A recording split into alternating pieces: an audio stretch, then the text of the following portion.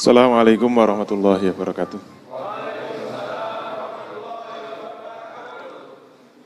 Alhamdulillahirabbil alamin. Shalatu wassalamu ala asrofil anbiya'i wal mursalin Sayyidina wa maulana Muhammadin wa ala alihi wa sahbihi ajmain. Amma ba'd. Bapak-bapak, ibu-ibu dan saudara-saudara sekalian, alhamdulillah pada malam hari ini kita bisa dipertemukan kembali oleh Allah Subhanahu wa taala. Semua orang pasti pernah mengalami saat-saat seperti itu.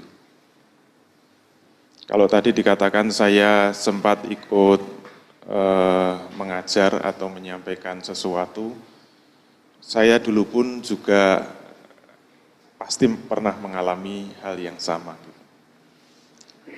Karena agama ini datang itu harus ditransfer melalui guru. Jadi orang itu tidak bisa secara alami menjadi Islam, itu tidak bisa.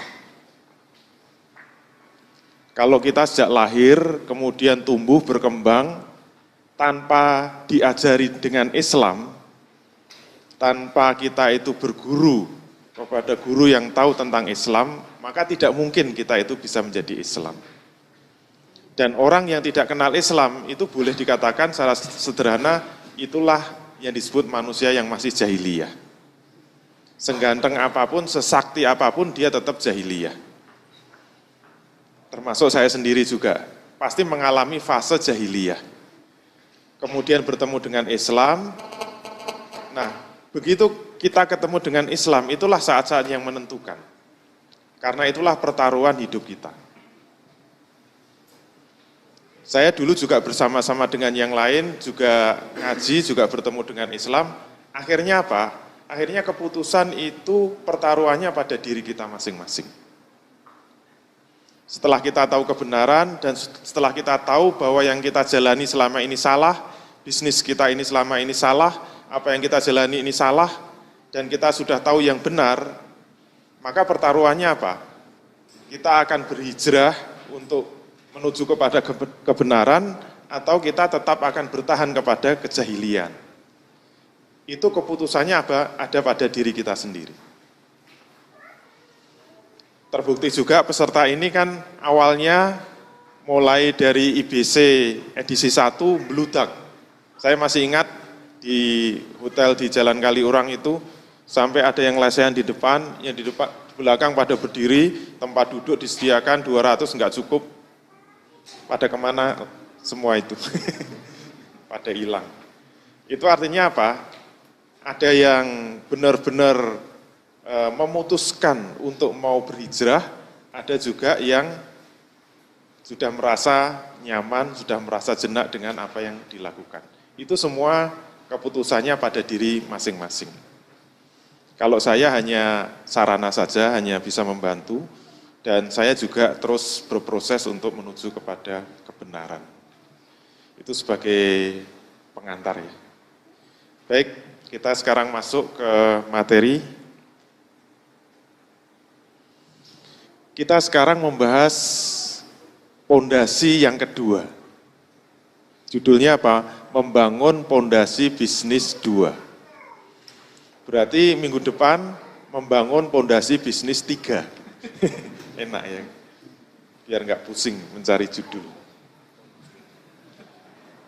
Untuk menyambungkan dengan materi sebelumnya, karena kita bertemu terakhir itu setahun yang lalu, jadi udah lama kita tidak berjumpa, supaya nyambung.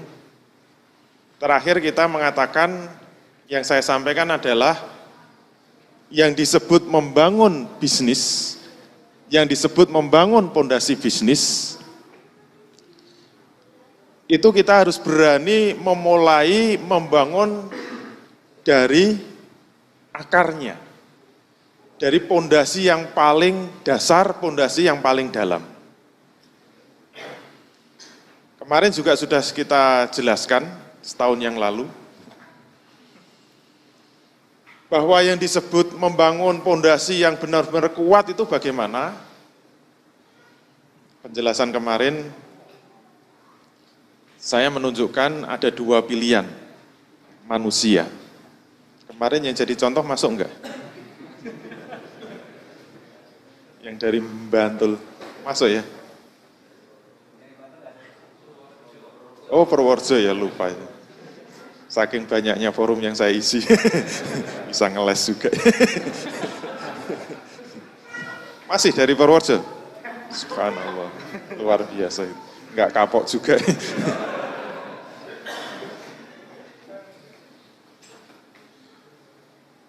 Pilihannya apa? Manusia itu hanya dua kemungkinan pilihannya. Apakah dia adalah manusia yang sejati atau dia manusia jadi-jadian. Apa yang disebut manusia sejati? Manusia sejati adalah manusia yang mau mengawali hidupnya dengan berpikir. Manusia jadi-jadian adalah manusia yang dipimpin hidupnya dengan nafsu. Jadi yang mengendalikan hidup manusia itu dua. Kalau tidak dipimpin oleh akal, maka dipimpin oleh nafsu. Kalau tidak dipimpin nafsu, berarti dipimpin oleh akal. Maka kalau tidak dipimpin akal, berarti dia dipimpin nafsu. Kalau tidak dipimpin nafsu, berarti dipimpin akal. Mudah kan? Kemungkinannya hanya dua itu. Nah, kemarin sudah kita bahas yang disebut orang yang dipimpin nafsu itu kayak apa, orang yang dipimpin oleh akal itu seperti apa, dan kita sudah bisa menyimpulkan manusia sejati itu adalah manusia yang hidupnya dipimpin oleh akal.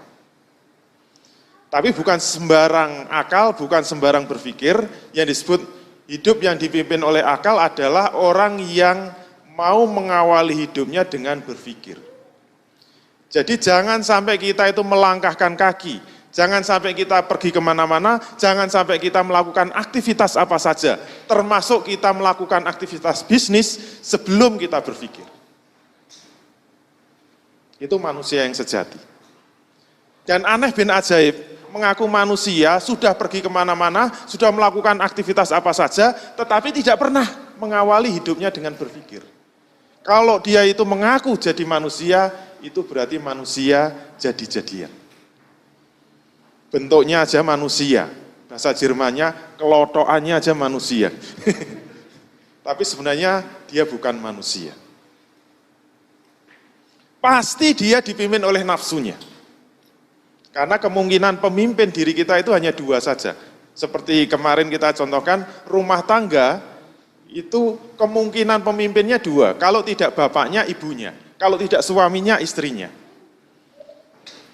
Kalau rumah tangga itu dipimpin oleh suami, biasanya istrinya akan tunduk bertekuk lutut kepada suami. Tapi kalau rumah tangga dipimpin oleh istri, suami akan tunduk bertekuk lutut dengan istri. Tidak otomatis loh. Rumah tangga itu dipimpin oleh suami, nggak otomatis. Kalau nggak percaya, tanya pada diri masing-masing, bagi yang sudah punya istri, termasuk yang punya suami. Dan banyak buktinya. Saya pernah beli, kemarin mungkin sudah saya contohkan, saya pernah beli makan di sebuah warung di kampung saya itu, saya baru beli, piringnya tidak tersedia. Itu yang jual perempuan itu teriak-teriak, "Pak, piringnya mana?" Nggak keluar-keluar. Akhirnya dia ke belakang, ternyata yang lagi nyuci piring itu suaminya. Gitu. Langsung dimuarai, kepalanya ditonjok-tonjok, mukanya diobok-obok gitu. Kamu bisa kerja apa enggak? Laki-laki enggak tahu diri. Pokoknya diceramai itu. Saya mendengarkan itu rasanya sakitnya tuh di sana.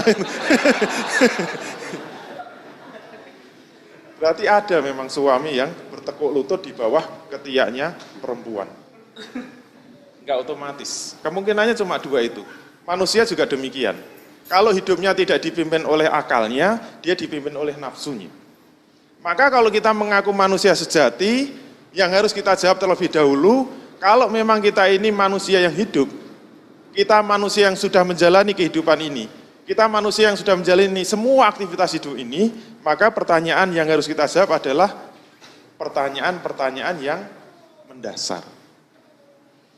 Sehingga jangan sampai kita sudah menjalani hidup ini, tetapi belum pernah berpikir sama sekali. Apalagi sudah melangkah dengan bisnis yang macam-macam tadi. Tadi Tadi sudah ada yang testimoni, coba bayangin, saya aja belum pernah mengalami, punya kartu kredit kok 12 itu, kurang apanya coba itu, saking saktinya itu ibarat sepak bola penalti terus itu, karena kartu kreditnya 12 kan, 12 pas. Itu berarti sudah kemana-mana tetapi tidak pernah mengawali hidupnya dengan berpikir. Oleh karena itu, terakhir dari materi kemarin adalah, terus kalau disebut kita itu mau mengawali hidup kita dengan berpikir, berpikir tentang apa? Bukan sembarang berpikir. Berpikir tentang apa? Berpikir tentang kenapa saya harus hidup di dunia ini. Untuk apa saya hidup? Dari mana saya ini hidup dan akan kemana setelah saya hidup?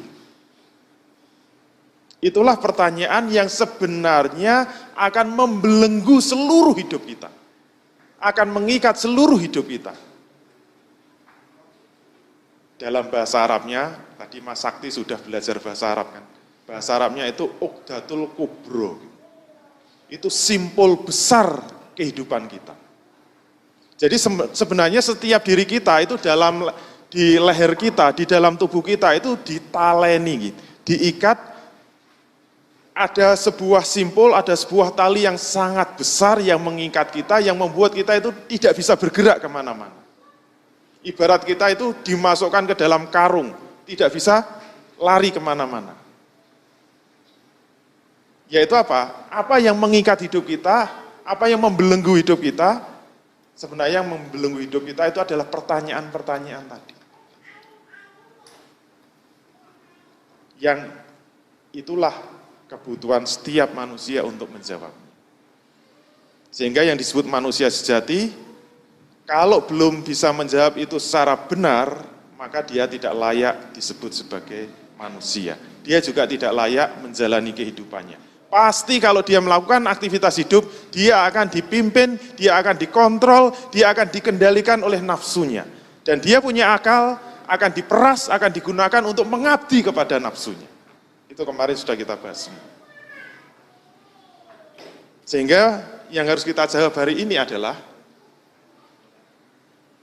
mari kita pecahkan satu persatu pertanyaan yang membelenggu hidup kita. Kemarin Mas siapa lupa saya? Dari Purworejo. Mas Anwar ya. Kok lupa ya saya? Saya sudah dideteksi setiap manusia punya mesin kecerdasan. Mesin kecerdasan saya itu intuiting. Intuiting itu lemah dalam pemikiran yang detail, lemah. Lawan dari intuiting itu sensing. Kalau sensing itu memorinya paling kuat. Tapi lemah di dalam pemikiran yang sifatnya global. Sukanya detail terus. Tapi kalau intuiting itu sukanya yang global, tapi lemah dalam detail. Makanya, kalau materi ini jalan terus, nanti kalau sudah masuk ke dunia bisnis, kita bicara sunatullah bisnis, sebaiknya bisnis itu mengikuti mesin kecerdasan kita. Kalau pengen sukses. Kalau Anda bisnis tidak sesuai mesinnya, itu sebenarnya Anda itu disiksa. Bisa bekerja, tapi sebenarnya Anda tersiksa. Tidak akan mencapai kesuksesan, tidak akan mencapai bintang terang. Istilahnya begitu. Tapi itu hanya sunatullah ya. Nggak tahu ketemu sunatullah kapan, kita selesaikan dulu pemecahan akidah 1.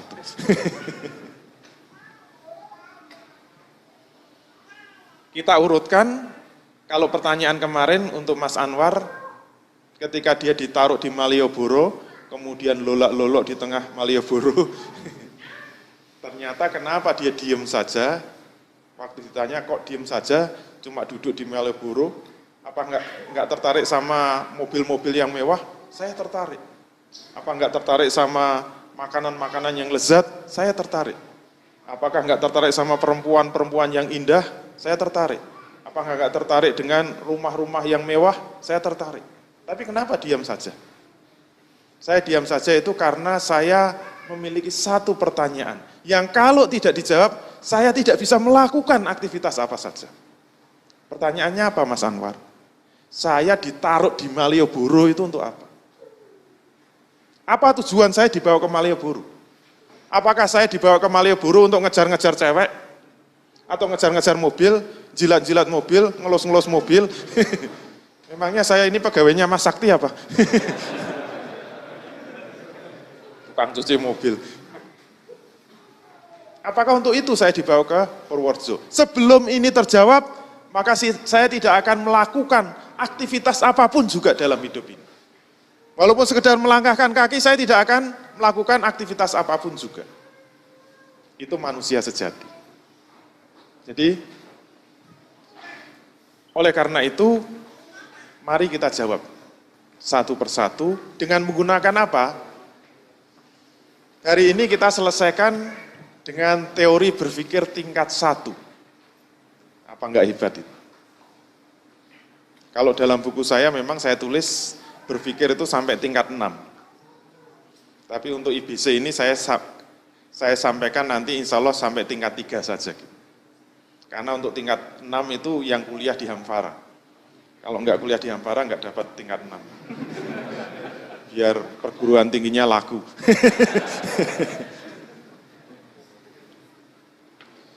Tapi walaupun tingkat 1 ini tidak main-main.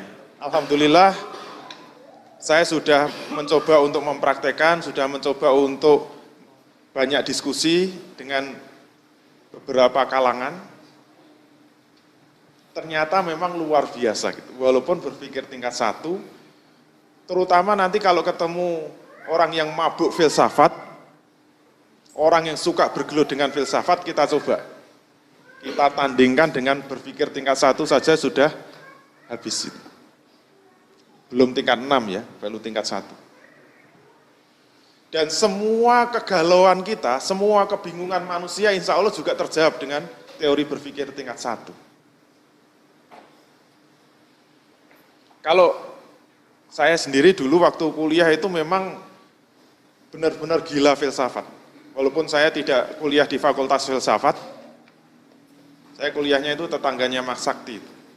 Beliau di kehutanan, saya di pertanian, S1-nya. Jadi beliau orang hutan, saya petani. Tapi mending ya, daripada kuliah di hukum. Padahal nggak salah apa-apa loh, kok bisa kuliah di hukum. Kasian. Kalau kita belajar filsafat itu untuk mencari kebenaran, tidak akan mendapatkan kebenaran, malah mumet kita itu. Saking ruwetnya cara berpikir filsafat. Sehingga orang filsafat sendiri mengatakan kebenaran itu nisbi, kebenaran itu relatif. Kalau dia mengatakan kebenaran itu nisbi, relatif, berarti kebenaran itu tidak ada. Kebenaran mutlak itu tidak ada. Kalau tidak ada kebenaran, terus gimana hidup ini? Kalau Anda ditanya, misalnya ada orang filsafat, sampean tuh manusia apa tidak gitu? Bisa iya, bisa tidak. Wah ngeri kan kalau jawabannya gitu. Relatif. Tergantung dari sudut mana saya harus menjawab. Gitu. Kalau sudah mulai begitu, hati-hati. Jadi berbagai persoalan kehidupan ini insya Allah akan bisa terjawab dengan teori berpikir. Oleh karena itu, saya mulai pelan-pelan, step by step. Nanti teori ini kita gunakan terus. Sampai masuk dalam dunia bisnis, kita gunakan terus. Yang pertama kita mulai dari kesepakatan. Mengulang sedikit yang kemarin, supaya jangan salah paham juga. Ketika manusia berpikir, atau ketika manusia mencari kebenaran, kemarin sudah kita singgung kan, untuk menjawab pertanyaan yang mendasar ini harus sampai ke tingkat yang benar, sampai pasti benar. Kalau sampai jawaban itu salah, maka seluruh hidup kita akan salah. Istilah kemarin, semua pemikiran kita salah, semua perasaan kita salah, semua tingkah laku, semua perilaku kita salah. Begitu menjawab pertanyaan yang mendasar salah, maka semua akan salah. Itu konsekuensinya begitu. Maka harus ada jaminan bahwa dalam menjawab persoalan-persoalan kehidupan ini harus dijamin jawaban yang benar. Maka yang harus kita sepakati yang disebut alat bagi manusia untuk mencari kebenaran itu apa? Ini yang paling penting. Karena banyak yang salah paham. Tidak bisa membedakan antara sumber kebenaran dengan alat untuk mencari kebenaran. Nah, kalau kita manusia, ini manusia semua ya. Ada yang tidak manusia, tolong tunjuk jari. Oh, itu ada itu. Enggak kelihatan tapi. Kalau kelihatan berarti manusia. Ternyata alat untuk mencari kebenaran itu ada dua. Yang pertama adalah akal, yang kedua adalah perasaan atau nafsu. Kemarin sudah mulai ada yang tanya, hati itu posisinya di mana? Nah, ini kita mulai bahas. Ketika mencari kebenaran, alat kita ada dua, akal dan perasaan. Yang penting kita tidak memperdebatkan fisiknya atau sosoknya, akal itu tempatnya di mana, kemudian bentuknya kayak apa itu enggak penting. Nafsu atau perasaan itu bentuknya kayak apa, tempatnya apa di jantung, apa di hati, apa di perut, apa di kepala, itu tidak penting. Tapi ciri-cirinya saja yang sederhana. Yang disebut orang mencari kebenaran dengan perasaan itu ciri-cirinya apa? Yang disebut manusia mencari kebenaran dengan perasaan itu kalau ukurannya itu suka atau tidak suka. Misalnya saja ditanya, kamu agamanya apa? Islam. Kenapa milih Islam? Kira-kira jawabnya apa? Saya suka dengan Islam. Wah, ini sudah ciri-ciri yang mengkhawatirkan. Berarti dia pakai perasaan. Nanti kalau ditanya, kenapa kamu suka sama Islam? Terus jawabnya gimana? Pokoknya saya suka. Lah iya, kok suka kenapa gitu? Islam itu indah. Kok bisa indah? Pokoknya Islam itu suka. Suka atau tidak suka atau tertarik tidak tertarik. Termasuk memilih istri juga begitu. Kok bisa kamu itu ketemu istri kok bentuknya kayak gitu loh. Saya suka kok. Tapi kan gak layak kan duduk sama kamu gitu. Yang penting saya tertarik. Tertariknya di mana? Saya suka kok. Kok bisa suka? Saya tertarik gitu loh. Dia gak punya argumen kecuali like or dislike aja gitu. Suka atau tidak suka. Itu ciri-ciri menggunakan perasaan. Senang tidak senang. Maka kalau kita kejar untuk membuktikan bahwa itu menggunakan perasaan apa? Berujung pada pokoknya. Nanti kalau Anda diskusi dengan siapa saja, kalau sudah kepepet kok keluar dalilnya, yaitu apa? Pokoknya, berarti dia tukang becak. Saya pernah naik mobil, mau belok itu berhenti, karena ada tukang becak itu ngontel, ngebut, padahal bawa penumpang. Saya sudah berhenti nunggu gitu loh. Ternyata namanya becak itu untuk belok itu susah banget itu. Wahnya begitu belok nyerempet mobil saya, jerat itu. Tapi dia tetap jalan, saya turun itu, Pak berhenti Pak gitu. Dia bilang, saya nggak salah gimana? Pokoknya salah. Dasar tukang becak. Kalau saya nuruti tukang becak juga. Pokoknya salah.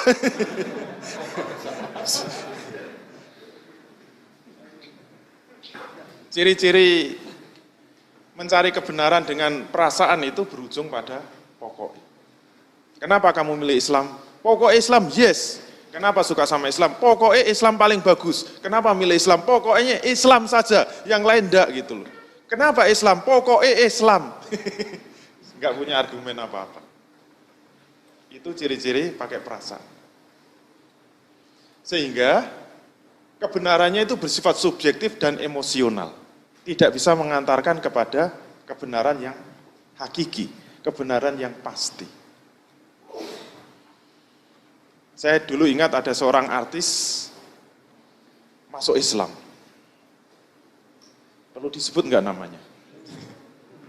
Enggak apa-apa ya, tapi direkam ya, enggak enak. Saya nanti khawatirnya dikira naksir.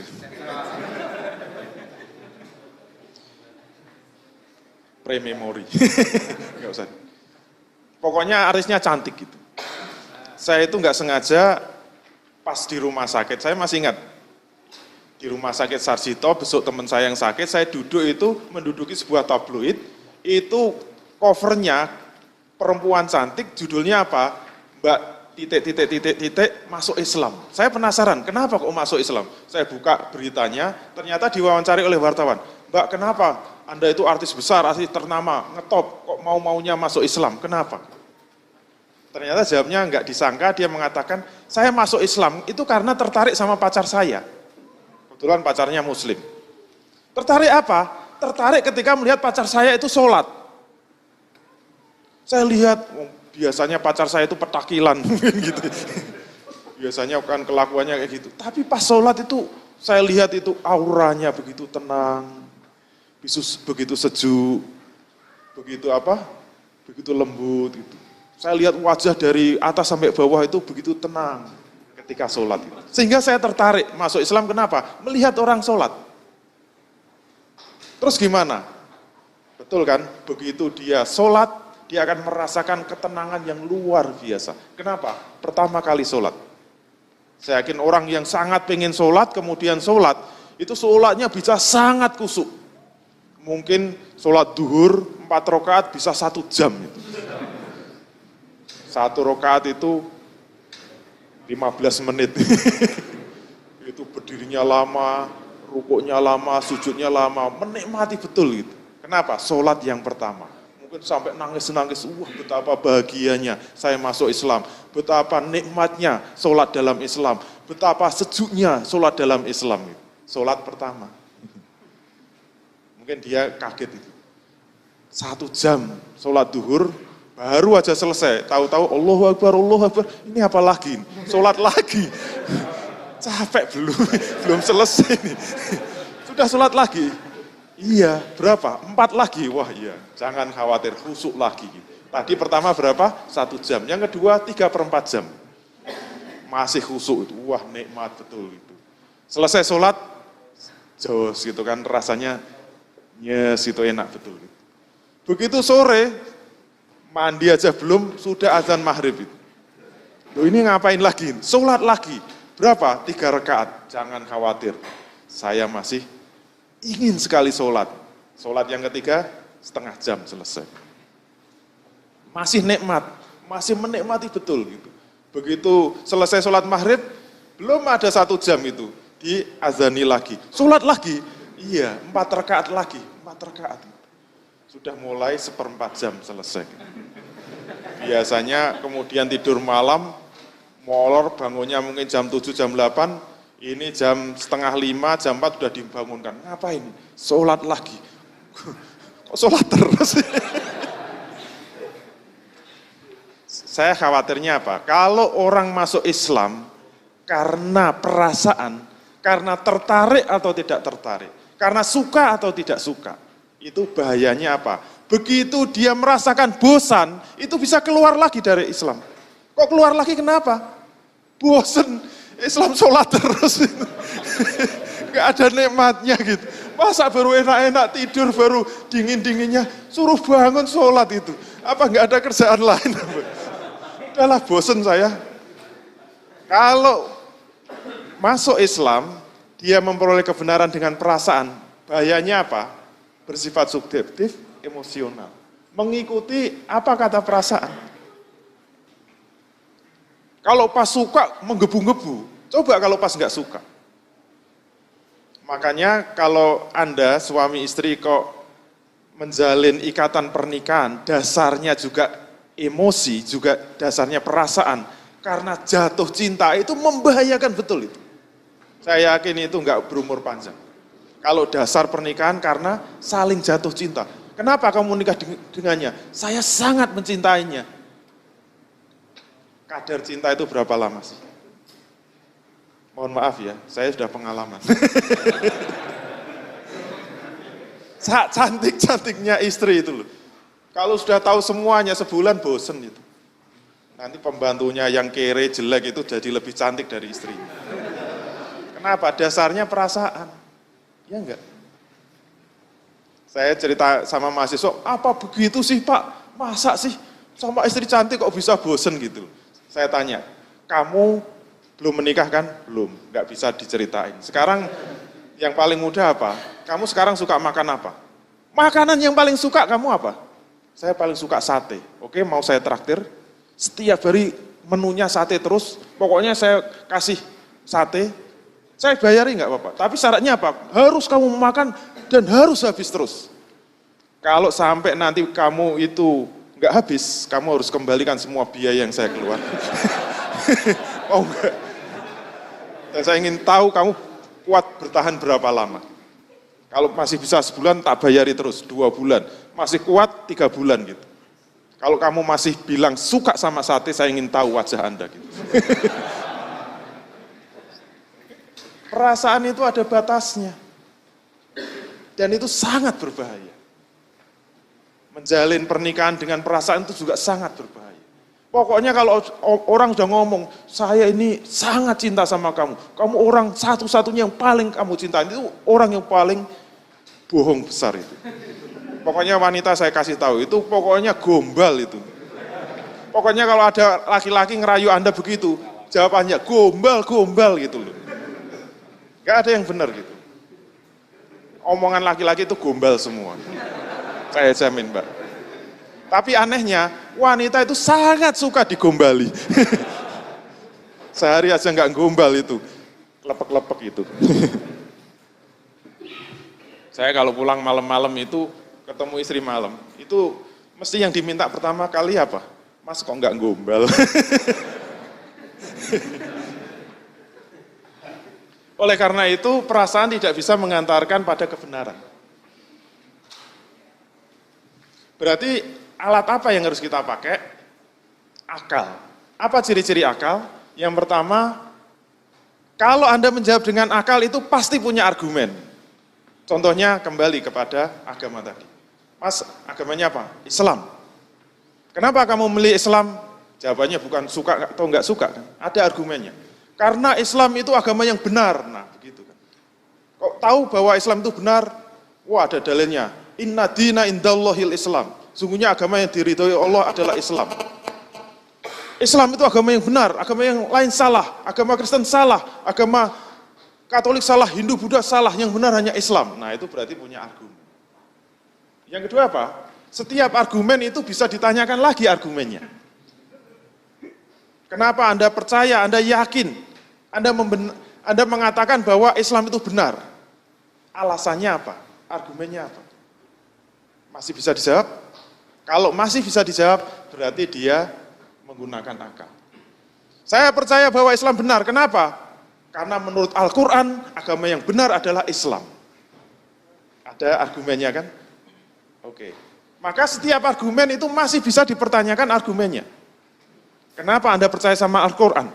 Kok tidak percaya sama Injil? Kenapa yang Anda pakai Quran? Argumennya apa? Alasannya apa? Masih bisa jawab? Kalau masih bisa jawab, berarti dia menggunakan akal. Jawabannya apa? Saya percaya sama Quran. Kenapa? Karena Quran berasal dari Allah Subhanahu wa taala. Masih bisa jawab kan? Berarti benar-benar menggunakan akal. Setiap argumen itu pasti bisa dipertanyakan argumennya. Kenapa kamu percaya sama Allah Subhanahu wa taala? Argumennya apa? Alasannya apa? Apa kamu pernah ketemu sama Allah? Enggak pernah. Kok bisa percaya sama Allah? Dari mana? Jawabnya apa? Saya percaya sama Allah karena menurut Al-Quran Allah itu ada. Ada argumennya kan? Kok bisa percaya sama Al-Quran? Karena Al-Quran berasal dari Allah Subhanahu wa taala. Kok percaya sama Allah? Karena menurut Quran Allah itu ada. Kok bisa percaya sama Quran? Karena Quran berasal dari Allah. Percaya sama Allah dari Quran.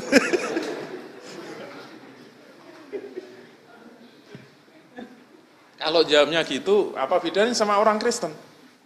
Tenten Kristen. Kenapa kamu memilih Kristen? Karena Kristen itu yang benar. Kok tahu kalau Kristen benar? Karena Kristen menurut Injil, Kristen itu yang benar. Kok percaya sama Injil? Injil berasal dari Yesus. Kok percaya sama Yesus? Menurut Injil, Yesus itu ada. Kok percaya sama Injil? Berasal dari Yesus.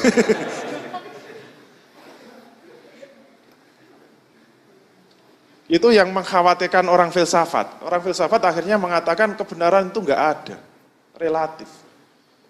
Kalau Anda mengatakan Islam benar itu menurut Anda sebagai orang Islam. Kalau orang Kristen mengatakan Kristen benar itu benar menurut orang Kristen. Itu namanya relativitas kebenaran. Padahal yang namanya argumen, yang namanya alasan itu kalau Anda tanyakan terus, Anda kejar terus, itu pasti akan berujung kepada pemikiran yang paling mendasar. Yang namanya berpikir itu ada mentoknya. Gak mungkin muter-muter kayak tadi gitu. Gak ada ujung pangkalnya. Sehingga kebenaran yang dihasilkan itu bersifat objektif dan rasional. Maka ini bisa menghantarkan pada kebenaran yang pasti. Saya selalu mengibaratkan kebenaran yang pasti itu ibarat Anda kalau ditanya 1 tambah 1 sama dengan berapa? 2. Apakah itu pasti benar? Pasti benar. Maka kalau Anda itu punya akal, kemudian memperoleh kebenaran dengan akal, maka akal itu tidak bisa berubah. Kalau Anda sudah mengatakan pasti benar, itu selamanya akan pasti benar.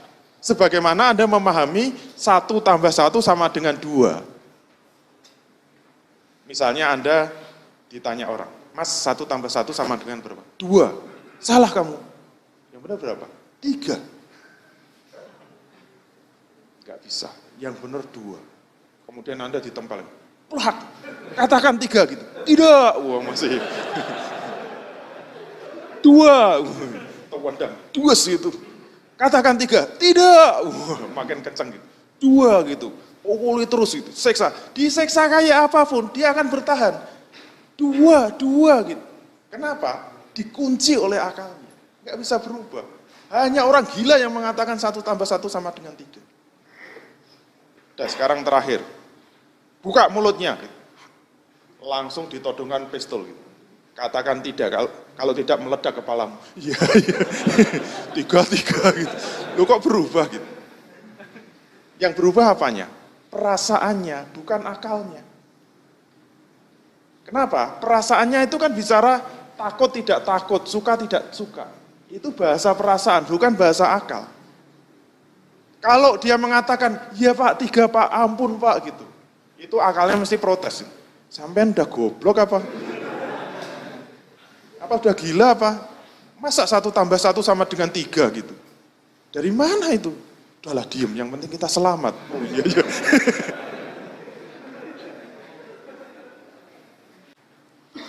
Satu step sudah kita selesaikan. Kemudian step kedua apa? Sekarang kita harus menjawab benar itu apa? Tapi tolong jangan dijawab benar itu tidak salah. Definisi ini sangat menentukan. Kalau tidak ya kita akan debat kusir terus. Kalau tidak bisa mengatakan benar itu apa, maka saya kasih resep yang sederhana. Nanti boleh digunakan ketemu siapa saja, silakan gunakan definisi benar ini. Ini definisi benar yang benar dan benar-benar benar. Benar itu apa? Benar adalah pernyataan yang sama dengan kenyataan. Contohnya apa? Misalnya saya membawa buku. Kalau saya mengatakan ini buku, benar apa salah? Benar kalau itu benar-benar buku. Kemudian kalau saya bawa spidol, kemudian saya mengatakan pernyataannya ini adalah spidol, benar apa salah? Benar kalau memang yang saya bawa itu spidol, bukan pensil, bukan ballpoint. Gampang kan? Kalau saya mengatakan bumi itu ada, benar apa salah? Benar kalau memang bumi ada. Yang disebut salah itu apa? Bumi nggak ada, saya bilang ada. Enak kan? Saya mengatakan ini mic. Benar. Kalau memang yang saya bawa ini mic. Yang disebut salah apa? Kalau saya mengatakan ini adalah grontol. Tol itu apa? Kalau saya mengatakan ini jagung bakar. Benar apa salah? Salah. Kenapa yang saya bawa itu mic? Walaupun sama-sama itemnya, tapi ini bukan jagung bakar yang gosong. Kalau saya mengatakan surga itu ada, benar apa salah? Benar kalau memang surga ada. Kalau surga nggak ada, saya bilang ada, itu salah. Kalau saya mengatakan Tuhan itu ada, benar apa salah? Benar kalau memang Tuhan ada. Kalau Tuhan tidak ada, itu salah. Kalau saya mengatakan bidadari di surga itu cantik, benar apa salah? Benar kalau memang faktanya bidadari itu cantik. Kalau ternyata jelek-jelek, berarti pernyataan itu salah. Bidadari di surga itu jumlahnya 10.000, benar apa salah? Benar kalau memang jumlahnya 10.000. Kalau 10.001 berarti salah. Selesai. Gampang kan? Sekarang kita masuk step 3, syarat berpikir. Ini lagi mikir loh. Tenanan itu mikir. Syarat berpikir itu ada berapa? Ada 4. 1, ada fakta yang terindra. 2, ada indera. 3, ada otak. 4, ada informasi sebelumnya, maklumat asabikoh. Ini teori berpikir yang paling kuat dan yang insya Allah bisa dipertanggungjawabkan. Dan ini melampaui teori berpikir yang diajarkan di pelajaran filsafat manapun juga. Kalau saya pernah belajar filsafat, teori berpikir itu hanya 3. Nomor 4 ini ditutup. Nanti kita tunjukkan perbedaannya. Dan kita bisa mematahkan teori evolusi itu dengan sangat mudah, dengan 4 syarat berpikir ini. Dan kenapa teori evolusi itu dikatakan benar, itu hanya karena definisi berpikir itu hanya 3. Yang nomor 4 ini ditutup. Dan saya sudah pernah debat dengan orang filsafat. Kalau mau debat, satu-satu harus kita sepakati. Benarkah syarat berpikir itu ada 4, sehingga kalau 4 ini tidak terpenuhi, itu enggak mikir blas. Gampang kan? Kayaknya ngomong nerocos, orang mikir blas. Dan nanti kita akan mengkaji apa saja, insya Allah kita juga akan masuk kepada materi misalnya takdir, pembahasan rezeki. Akan mudah kita jawab, kita selesaikan dengan teori berpikir ini.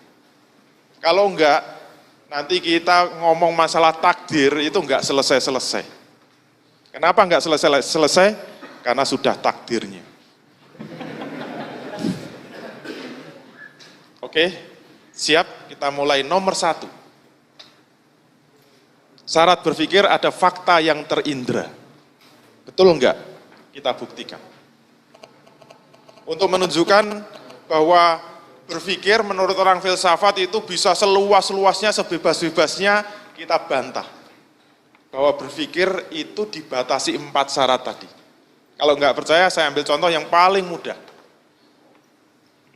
Ini apa? Buruk. Sekarang silakan berpikir tentang buruk. Sekuat Anda berpikir, semaksimal Anda berpikir, seluas Anda berpikir. Berpikirlah sepuas-puasnya, seluas-luasnya, sedalam-dalamnya tentang buruk. Saya tunggu. Buruk kayak apa? Yang muncul itu pasti pemikiran Anda dibatasi oleh fakta yang pernah Anda indra. Enggak percaya? Orang di zaman Nabi, kalau suruh memikirkan buruk, kira-kira bentuknya kayak apa? Insya Allah bentuknya kayak ini. Jadi badannya kuda, kepalanya wanita, punya sayap. Kok munculnya kayak gitu? Kenapa? Buruk itu kan kendaraan yang bisa terbang, dan terbangnya cepat. Maka karena orang zaman Nabi itu yang disebut kendaraan yang larinya paling kenceng itu kuda, maka yang difikirkan buruk itu apa? Bentuknya mesti kuda. Tapi bisa terbang, dia melihat yang bisa terbang itu burung. Kenapa? Punya sayap. Berarti kudanya punya sayap. Karena tunggangannya enak, kepalanya wanita. Hubungannya apa saya nggak tahu. Ya pokoknya itu gambaran orang Arab zaman dahulu. Coba kalau anak-anak kecil sekarang, kalau ngajar TPA, anak-anak coba gambarkan tentang buruk. Buruk itu kendaraan yang lajunya sangat cepat. Kira-kira gambarnya kayak apa? Gak mungkin kayak kuda kan? Kenapa? Fakta yang terindra, yang namanya kendaraan yang super cepat itu adalah jet tempur. Maka kalau membayangkan buruk itu bukan kuda terbang, tapi apa? Jet tempur. Sekarang pertanyaannya, apakah buruk seperti itu? Kalau Anda memaksa berpikir tentang buruk, sebenarnya nggak mikir belas. Kok gelem-gelemnya kon mikir? Anda tidak bisa berpikir, walaupun Anda bebas berpikir. Tapi sebenarnya Anda tidak berpikir. Kenapa? Berpikir dibatasi oleh fakta yang terindra.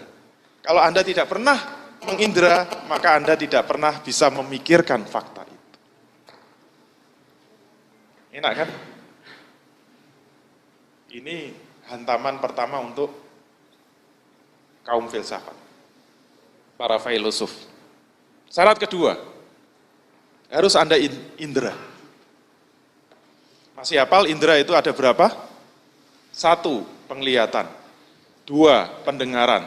3, penciuman. 4, pengecap. 5, peraba. Saya kalau ngajar TPA itu anak sekarang udah meleset. Melihat pakai apa? Mata. Mendengar pakai apa? Telinga. Mencium pakai apa? Mulut. Yang salah siapa saya nggak tahu. Terlalu banyak nonton sinetron anak-anak sekarang itu. Mencium pakai hidung anak-anak salah. Saya ngajari sopo. Nah, ternyata syarat minimal berpikir itu harus memiliki minimal 2, yaitu apa? Penglihatan dan pendengaran. Dengan kata lain, kalau ada orang sejak lahir tidak punya penglihatan dan pendengaran, maka dijamin tidak bisa berpikir. Percaya enggak? Ini syarat minimal berpikir. Walaupun punya penciuman, punya pengecap, punya peraba. Kita ambil contoh yang peraba ya, misalnya peraba. Kalau ada orang sejak lahir tidak punya penglihatan, sejak lahir tidak punya pendengaran, suruh meraba. Misalnya suruh meraba layar televisi ini. Terus meraba ini. Pertanyaannya, bisakah dia membedakan halus, kasar? Bisa enggak? Ini halus, ini kasar. Bisa? Dengan perabanya? Bisa?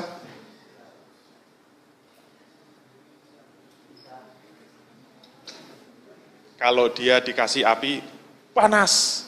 Dikasih es, dingin. Bisa membedakan panas dengan dingin? Bisa? Betul? Bisa membedakan panas dengan dingin? Dia punya peraba. Ini panas, ini dingin. Bisa?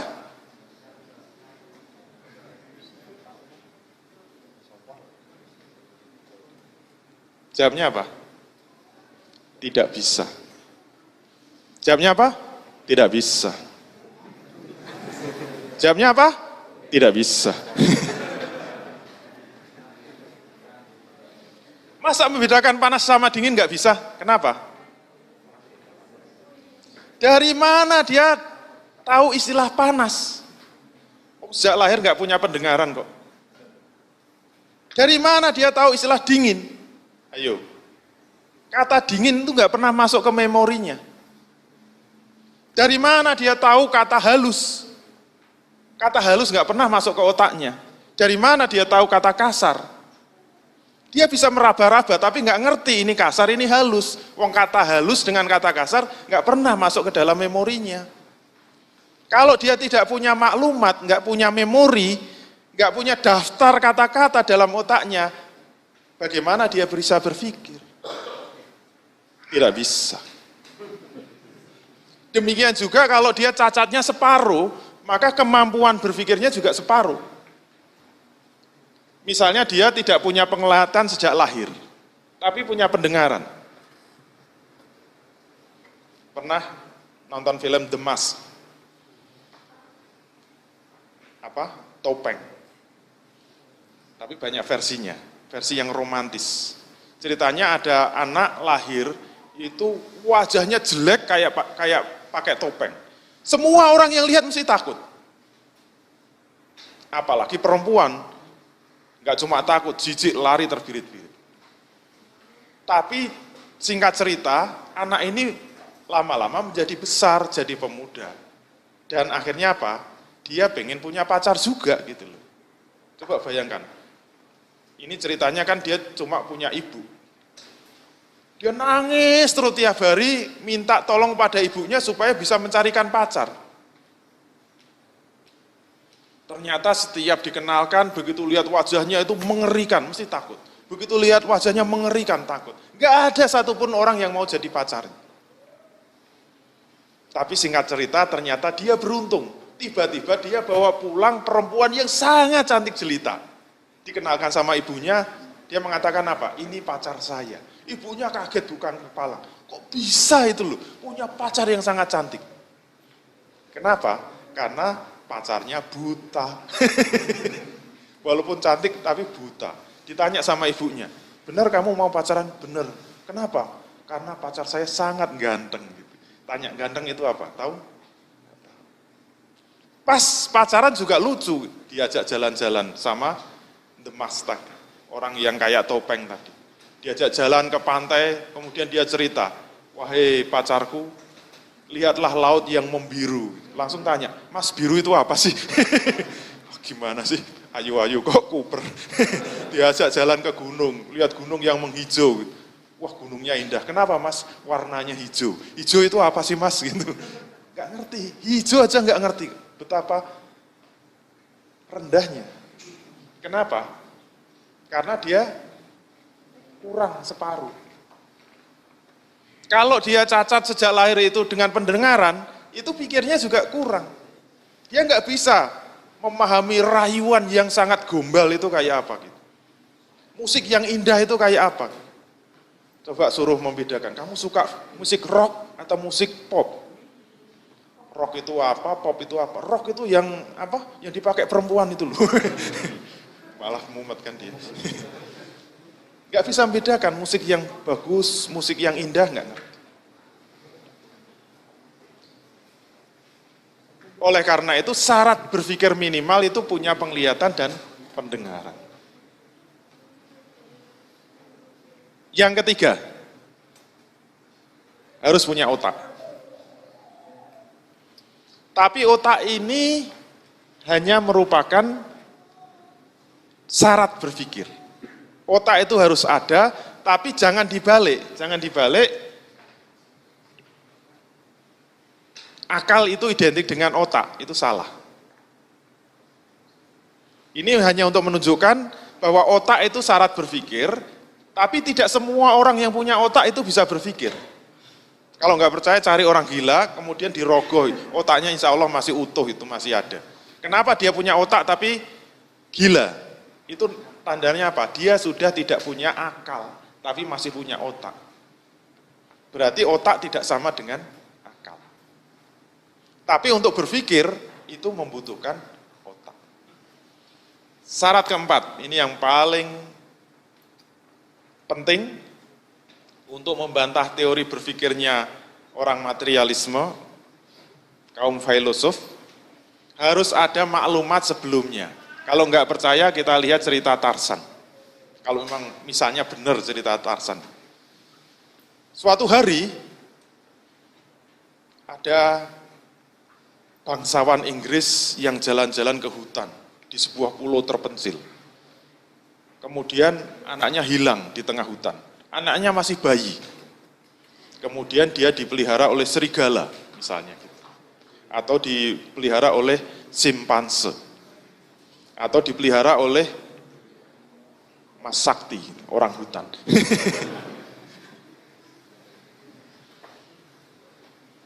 Sampai dia umur 20 tahun dipelihara oleh orang hutan. Pertanyaannya, bisakah dia berpikir?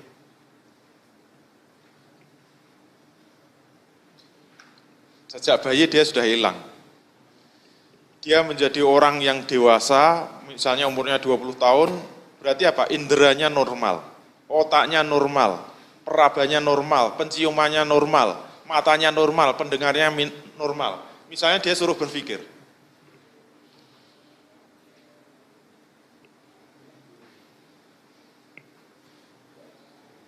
Bisa nggak dia berpikir, saya ingin makan daging goreng. Mungkin dia bosen ya, tiap hari dikasih makan orang tuanya itu daging mentah terus. Bisakah dia berpikir, saya ingin makan daging goreng?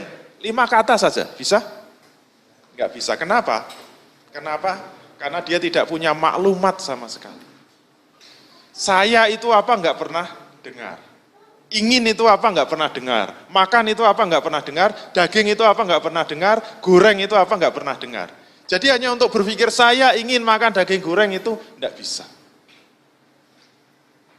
Itu menunjukkan bahwa untuk berpikir manusia harus dimasuki maklumat dari luar manusia. Manusia tidak bisa membuat maklumat sendiri.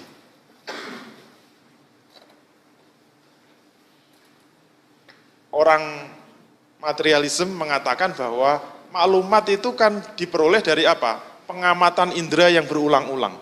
Berarti berpikir syaratnya cuma 3. Ada fakta, ada indera, ada otak. Pokoknya kalau orang itu mengamati benda berulang-ulang, nanti lama-lama kan dia punya ide untuk memberi nama benda itu. Saya ingin memberi nama benda itu misalnya karbon misalnya. Yang baru itu apa? Karbon misalnya saja.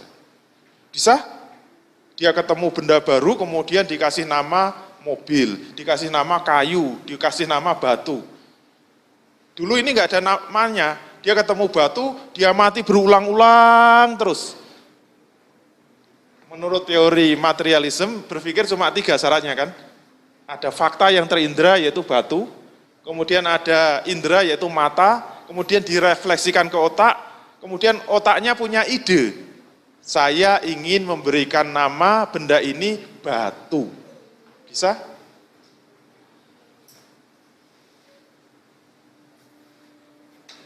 Itu kan hanya kesepakatan kan? Terserah apakah ketemu benda yang keras, bentuknya hitam itu dinamakan batu, atau dinamakan bata, atau dinamakan kayu, kan terserah yang ngasih nama pertama. Bisa? Tidak bisa. Kalau nggak percaya, nanti bisa dipraktekkan. Kalau punya anak kecil, sejak bayi tolong jangan diajak ngomong. Tunggu sampai 20 tahun. Jangan dikasih maklumat sama sekali. Kira-kira bisa mikir enggak? Enggak bisa. Walaupun tumbuh normal, fisiknya normal, inderanya normal, dia enggak pernah bisa berpikir. Maka teori evolusi itu salah dari sini. Kalau Anda pernah belajar biologi, diajari sama guru biologi, evolusi itu kan proses perjalanan makhluk hidup mulai dari sel 1, berkembang dari laut, kemudian ke darat, kemudian menjadi cikal bakalnya itu apa? Primata kan. Primata itu apa? Hewan yang matanya menghadap ke depan. Jadi kalau Anda mengatakan teori Darwin itu manusia berasal dari kera, itu Darwin sendiri nggak pernah ngomong seperti itu. Yang benar manusia dari primata. Primata nanti ada yang berkembang jadi kera, ada yang jadi apa? Mungkin jadi orang hutan, ada yang jadi manusia. Dulu manusia itu masih melengkung. Lama-lama berevolusi bisa berjalan tegak, namanya apa? Pithecanthropus erectus. Makhluk yang bisa berjalan tegak. Tapi Pithecanthropus erectus menurut teori Darwin itu belum bisa mikir. Tapi karena dia terus mengamati fakta, lama-lama bisa berpikir, akhirnya dia itu menjadi manusia yang bisa berpikir, disebut Homo sapien. Jadi Homo sapien itu proses evolusi dari Pithecanthropus erectus menjadi Homo sapien, kemudian terus berkembang maklumatnya, akhirnya menjadi Homo sapien sapien. Anda itu Homo sapien sapien, yang sudah bisa berpikir cerdas. Berarti yang harus kita pertanyakan, apakah mungkin Pithecanthropus erectus itu menjadi Homo sapien tanpa ada peran dari luar sama sekali? Tidak bisa. Berarti yang benar Quran, bahwa Nabi Adam sebelum diturunkan ke bumi itu sudah diberi maklumat oleh Allah. Penuh. Ditanya dengan nama benda-benda, diadu sama malaikat, malaikat aja kalah. Jadi sebelum Nabi Adam diturunkan ke bumi, maklumatnya sudah penuh. Kalau enggak bisa mikir itu, lolak-lolok itu. Ibarat Anda itu punya laptop, sangat canggih, prosesornya paling hebat, tapi tidak ada softwarenya itu. Kira-kira bisa enggak Anda ngetik aja enggak bisa. Software itu maklumat yang harus dimasukkan dari luar. Kalau laptop nggak punya software, Anda hidupkan, itu nggak bisa itu melolok, terus kemudian mikir sendiri, bikin software sendiri kan nggak bisa. Manusia juga begitu. Oleh karena itu, kalau manusia tidak diberi maklumat, maka dia tidak akan bisa berpikir selamanya. Itu 4 syarat berpikir. Oke, sekarang bagaimana manusia bisa memperoleh kebenaran? Ternyata proses berpikir itu seperti ini. Jadi kita sepakati saja istilahnya, akal itu sama dengan pemikiran, sama dengan kesadaran. Al-aklu sama dengan al-fikru, sama dengan al-idrok kalau dalam bahasa Arab. Syaratnya 4 tadi, ada fakta yang terindra, ada indera, ada otak, dan ada maklumat asabikoh. Terus yang disebut berpikir itu apa? Yang disebut berpikir itu ketika manusia mampu mengkaitkan antara fakta dengan maklumat untuk memperoleh pemahaman. Itu yang disebut berpikir. Jadi kalau Anda disebut benda apa saja, misalnya saya mengatakan kursi, Anda paham? Berarti Anda itu sebenarnya sudah bisa mengkaitkan antara kata kursi dengan faktanya. Insya Allah Anda nggak keliru toh. Coba pegang kursi, insya Allah yang dipegang adalah kursi, bukan kepala temennya. Itu artinya sudah paham. Inti paham itu sederhana, bisa mengkaitkan fakta dengan maklumat. Dan rahasia cerdas, kalau Anda ingin disebut cerdas itu intinya apa? Intinya di dalam otak kita itu banyak maklumat yang tahu faktanya. Sebenarnya potensi manusia itu relatif sama. Terus yang membedakan itu apa? Yang membedakan itu banyak sedikitnya maklumat yang masuk dalam otak kita.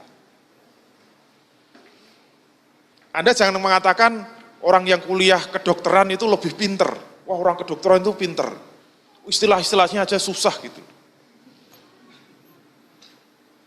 Bukan berarti kedokteran itu pinter. Coba ketemu orang ekonomi. Nanti saya ngomong, ini bank ini sebentar lagi akan jatuh. Kenapa? Karena nilai capital education ratio-nya ini sudah negatif. Capital education ratio itu apa, Mas? Sampean kedokteran kok goblok banget sih. Sombong, ekonomi.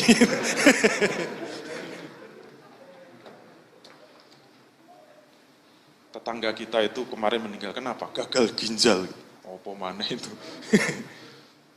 Kalau gagal itu gagal cinta gitu loh, kok masa gagal ginjal itu? Itu yang ngerti orang kedokteran. Bukan orang kedokteran lebih pinter.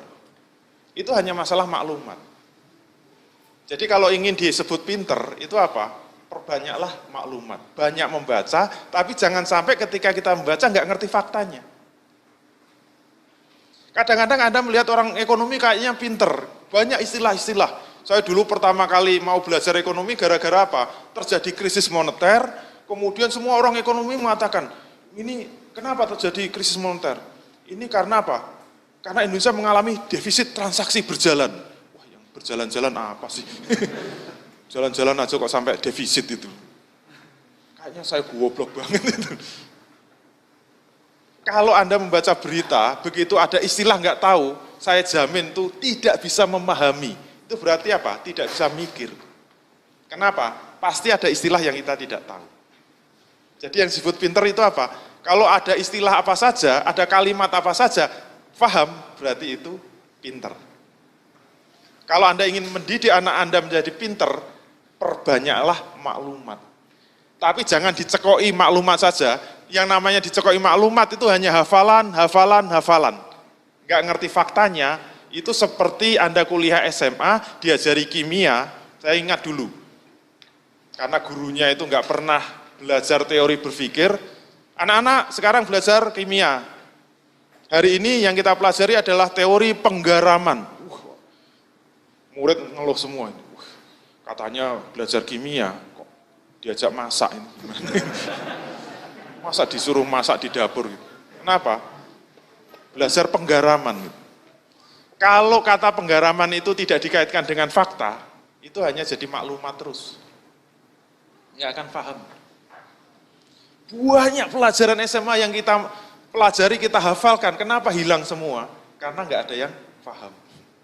Belajar fisika juga begitu. Anak-anak sekarang materi kita adalah teori tentang gaya. Katanya fisika malah suruh jadi foto model. Suruh gaya, dari dulu sudah gaya. Maka kalau Anda ingin sukses mengajar, itu cirinya apa? Anda harus bisa menanamkan maklumat plus fakta, atau fakta plus maklumat. Saya ingat, guru fisika saya dulu paling kreatif. Kenapa? Tidak pernah ngajar di kelas. Kalau ngajar fisika, langsung digiring ke lab, dia tidak akan ngajari teori, tapi dia akan praktek dulu. Sehingga dulu prakteknya sederhana saja. Dia menggantungkan 2 buah bola, digantung dengan benang. Kemudian dia tanya sama muridnya, anak-anak, kalau saya tiup di antara 2 bola yang menggantung ini kenceng di tengahnya, reaksi bola apa? Menjauh, tetap, apa nempel? Anak-anak jawab gimana? Kalau saya tiup kenceng di tengahnya, bolanya menjauh, tetap apa nempel? Yang benar apa? Nempel. Tapi anak-anak jawab menjauh, gitu. Coba kita praktekkan. Ditiup kenceng ternyata malah nempel. Kok bisa begitu? Dia langsung mengatakan inilah yang disebut teori Bernoulli. Teori Bernoulli itu, benda itu akan bergerak dari tekanan yang rendah menuju kepada tekanan yang tinggi. Kebalik apa enggak? Sudah mulai konslet dari tekanan tinggi ke tekanan rendah. Saya coba ngecek ilmu fisikanya masih. Yang lebih hebat lagi, guru saya mengatakan dari teori neurobola ini, inilah yang bisa mendasari kenapa orang bisa membuat pesawat yang begitu hebat.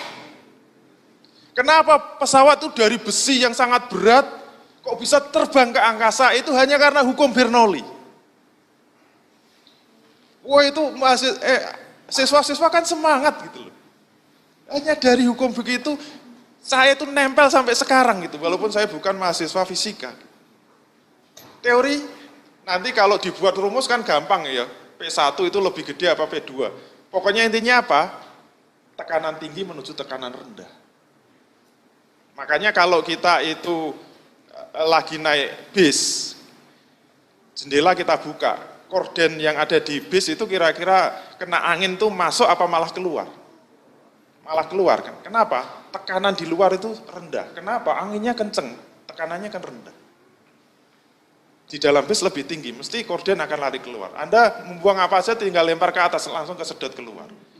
Dan kalau Anda itu punya mobil, kok mobilnya kecil, nanti salipan dengan truk yang besar atau bis yang besar kecepatan tinggi, itu mesti gerakan mobil itu malah mendekat kepada bis yang nyalip Anda. Kesedot itu. Kenapa? Tekanannya sangat rendah. Dan kalau bentuk mobil itu salah, bentuknya atas itu miring gitu, yang bawah rendah, itu adalah konstruksi apa? Sayap pesawat.